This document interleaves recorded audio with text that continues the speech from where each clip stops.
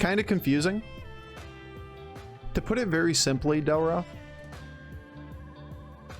your stats on a unit for the Vol'jin hero power just looks at its base, its stats, displayed stats, its attack and its health, and the unit you target, and swaps them. The units keep their buffs below the picture, right? If you cursor over a unit and shows their buffs below it, that stays the same. It doesn't move with the unit. Then, whenever you use a Necrolite on a unit, it consumes the number of buff stacks of blood gems, and that is what is moved to the other target. So I could swap this 1/1 right here with another 1/1 that had 10 blood gems on it if I was Vol'jin, and this would change into an 11/11 and this into a 1/1, but this thing would still have 10/10 blood gem stacks on it. So if I Necrolite on this unit to consume the stacks of the neighbor, it would bring the 10/10 buff back over again, and this would be a 21/21. The blood gem buff stays on the originally buffed unit. It doesn't move when the stats are moved. And when you use Necrolite, it consumes that buff, not the stats that are on the unit. Super counterintuitive, right? But you can duplicate any blood gem buffs. All you have to do is find a Necrolite on Vol'jin. So if you found 10 blood gems by turn 8, you get a 10/10 buff off of that Necrolite. The next Necrolite you find, you get buffs based upon whatever that stack of blood gems that's on the new guy. You just pull all of them together, then you swap that stat onto another little guy, and then pull that big stack back off on the next one. And you do that over and over again.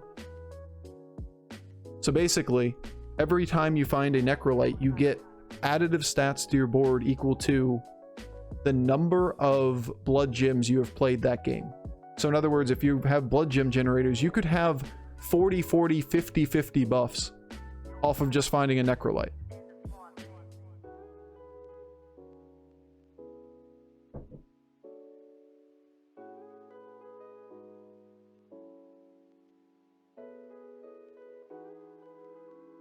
You want to go up?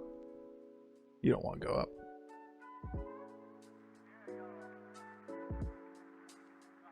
It's very weird to go up with Ticketus, right? Because it makes it so Midas Stormwind is terrible here. But I don't want to buy any of this shit.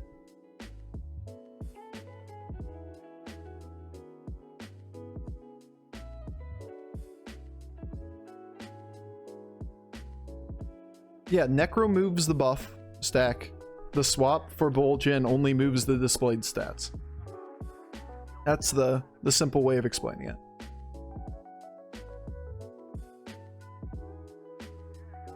I wish I could have demoed it for you. I tried really hard to get a hold of those units.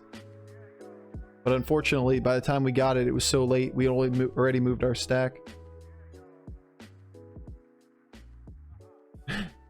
Is it ever new recruit?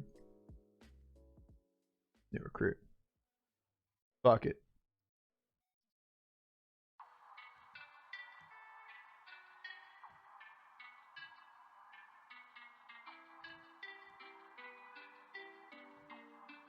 So basically, you want Vol'jin hero power changed to once swap stats or removes the blood gems? No, doesn't have to be changed. I don't think it's overpowered. I think it's strong. I think it's what makes Vol'jin a good hero. I think most people don't understand how to use it yet. But that being said, it doesn't like, we're not seeing oppressive games with Vol'jin in them. It's just the way the mechanics work in this game. I don't think it needs changed.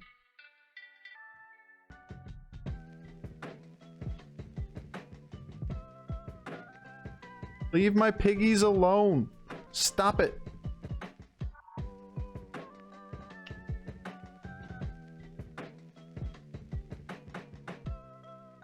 Oh, imagine getting a token start, by the way. Like, we didn't have anything going for us on Vol'jin. No tokens, no good early minions, couldn't find Necrolite, still got 5th. What are these? That's a good one.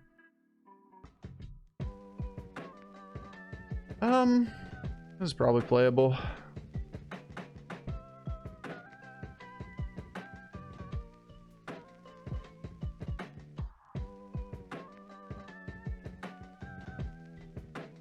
Give us an extra roll next turn. Alternatively, you can play the 4-3 and just take whatever's on this board. We get to see 5 minions after all. Probably one of these two then. I have no idea what he is, but he's losing. He's a loser.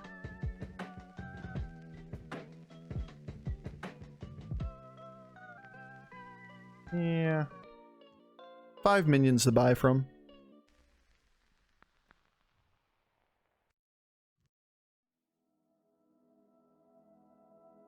Necrolite's great with gold bonker. I agree.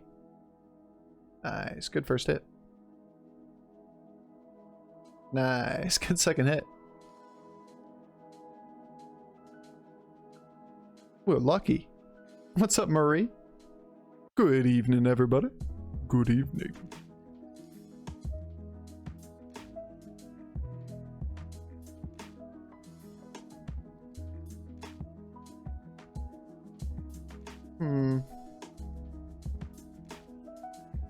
Is it a Tough Tusk?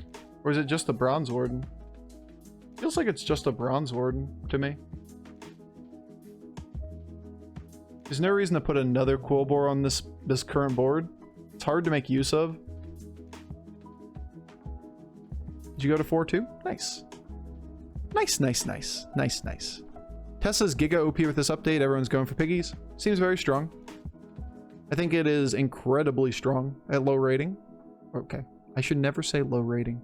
I should say things like in the opposite manner and say it is weaker, a little bit weaker at very high rating to indicate, you know, it is stronger at lower ratings, but, you know, in a diplomatic way. Because at high ratings, a lot of people do take what the game gives them. Whereas the lower you go, the more people are like, let's take the pigs and roll for the pigs. Now, to be fair, the pigs are really, really good and you should be going for pigs most of the games. To be fair. Just not every game is all pigs on every board. But yeah, Tess is scary when everybody's playing the same thing. Now, I wasn't trying to make it a demeaning content. I'm basically calling myself out for saying something that is a very poorly worded statement.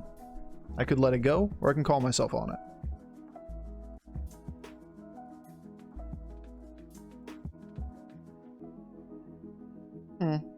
Hydro's cool. More blood gems.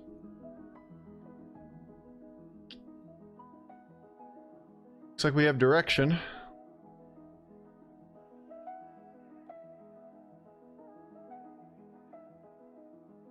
We just roll.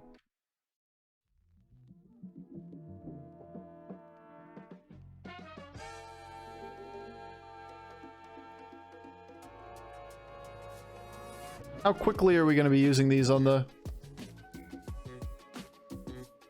I think we just kind of go in on it as soon as we get it, right? That's a pretty strong board, he says, as he has all 10 plus attack, except for these two, I guess. A 6 attack buff on the board. You did 15 on a 7 to 10? Hell yeah. That is a top 8.8% roll. All we know is it's above the 88% by at least an order of magnitude, because it's 90th percentile in that win range. So it's a top 8.8% roll. It's probably closer to a top 1% roll.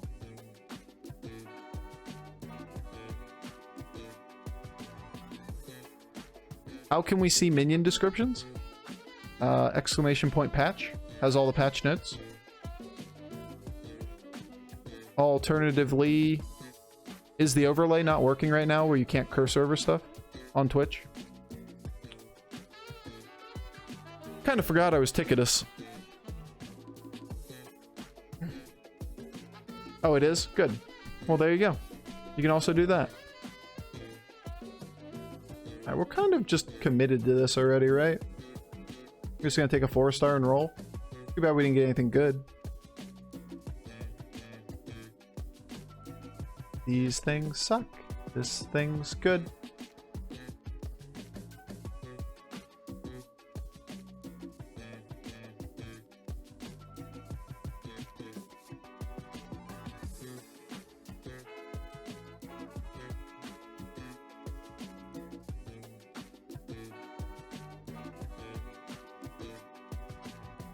4 of them? Do we need to use all 4? Probably.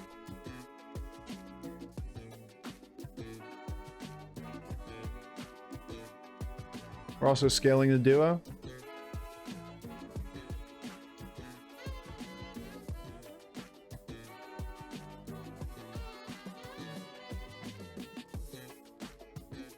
Yeah, I think I'm just doing that. My deck tracker's working again also? Nice. Yeah, mine is as well. Too bad on the hit on the taunt, though. We don't get our blood gem.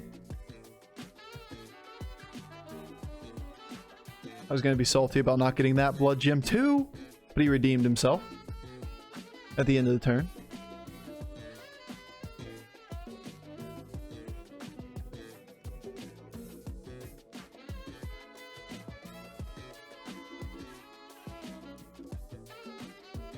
Nah, I don't care about that pair. Care about stats. We still have yet to see a Necrolate in this game as well. Kind of insane.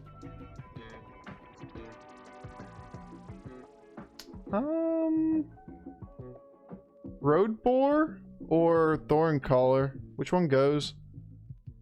I'm gonna buy this at the end of the turn. I'm gonna murder this guy too.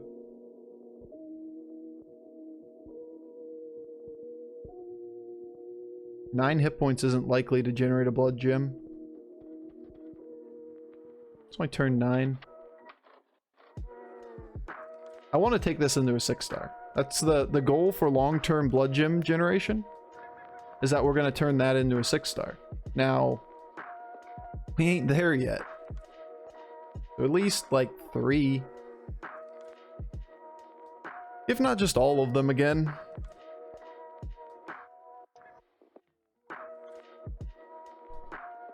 You just go in for the murder.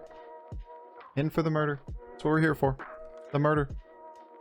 Charles is the goal.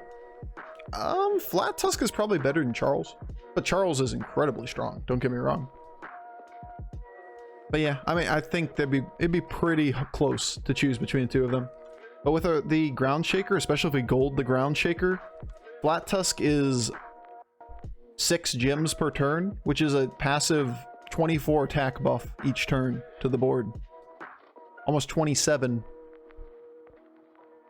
Literally 27 attack to the board every turn. Seems good. Love seeing you embrace the Groundshaker. I'm playing with him so much to maintain top 4. He's my new taunt comp. He's incredibly strong. I appreciate you guys, all of you that brought it to my attention yesterday. Jedion, you came in and talked about it. Matty Borsch was in here talking about it. I certainly did not think it was going to be good. And I am eating my words. Egg. Do I sell a Divine Shield? To get an extra blood gem? You are a function of this total galaxy. I could also take a 6-star. Down you is the whole universe. If I sell the Groundshaker. I think I like that. Organism and all its behavior. It's expressing it as a singer sings a song.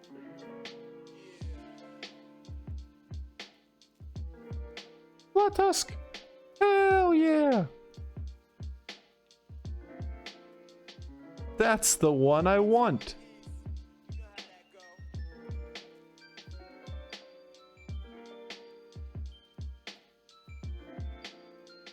Yeah, that's the one I want. Plus you can steal all the buffs off of it. Yep. Good point with Groundshaker. I should probably embrace it. Yeah, like I said, I'm eating my words on that one. I didn't think it'd be good, and I am a big fan now of Flat Tusk plus Groundshaker and Flat Tusk plus Agam. Like, those lines are really good. This is really slow compared to this. A lot of times you get into positions where you don't really know where you're going. You get lost in the wilderness, and the Groundshaker is your way out. That Groundshaker is the way to survive. This thing is really, really, really strong. I don't know how to word it any differently. I used to think that like the way when I viewed the patch as a whole, I was like, why would I ever want to commit stats for a temporary attack buff? But then when I saw how easy it was to get a hold of blood gems, I changed my mind, chat. Not too bad this didn't die.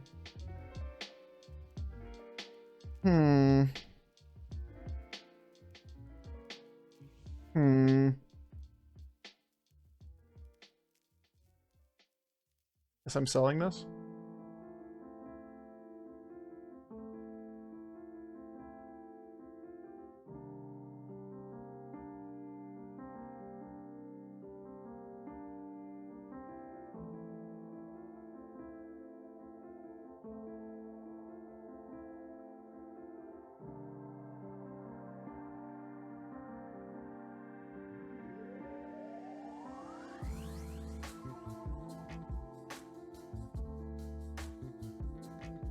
All right. We're slowly getting back to the point of having good stats on the board. We basically just took everything and put it on Bronze Warden, and then it's only turn 11. We still have 10 to 15 attack on all these guys. They should still trade reasonably well. Now I see why Bronze Warden's super good here. Yeah, we're keeping it around because it's a recipient for all those buffs. Look at that breakpoint. 56 and a 55 here. Ya bastard.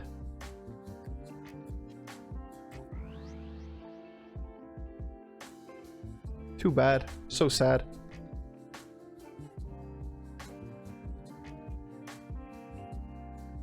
It's also just really good because it's Divine Shield with like the plus 10 attack buff each turn.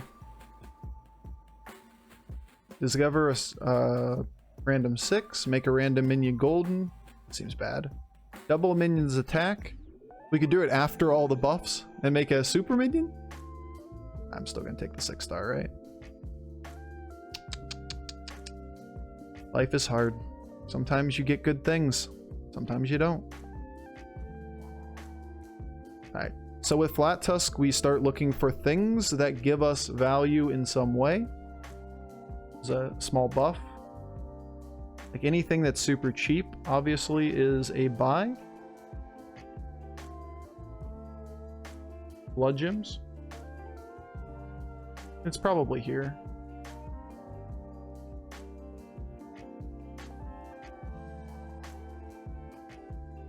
We can sell 2 here to buy an Argus. It's probably the play.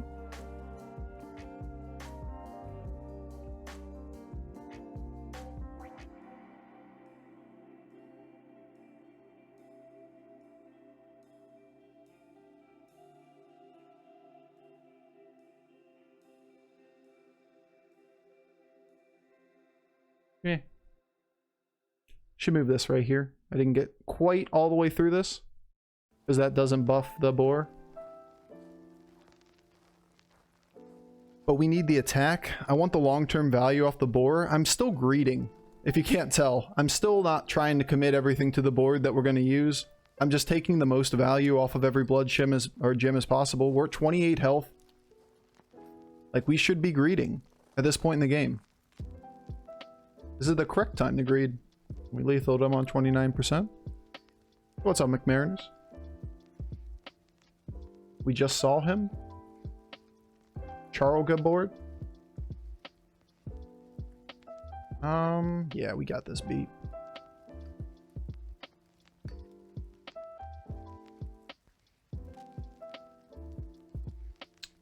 Hydra? Yeah. The boars are about to go.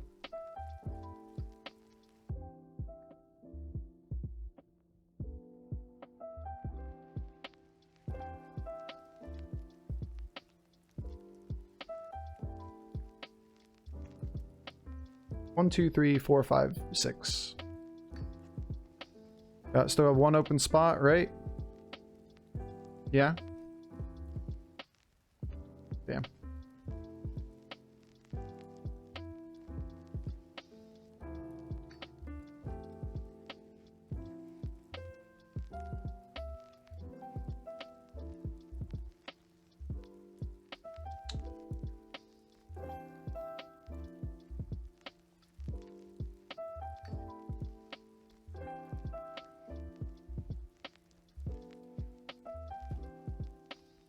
Should have rolled once. Actually gives me one more blood gem.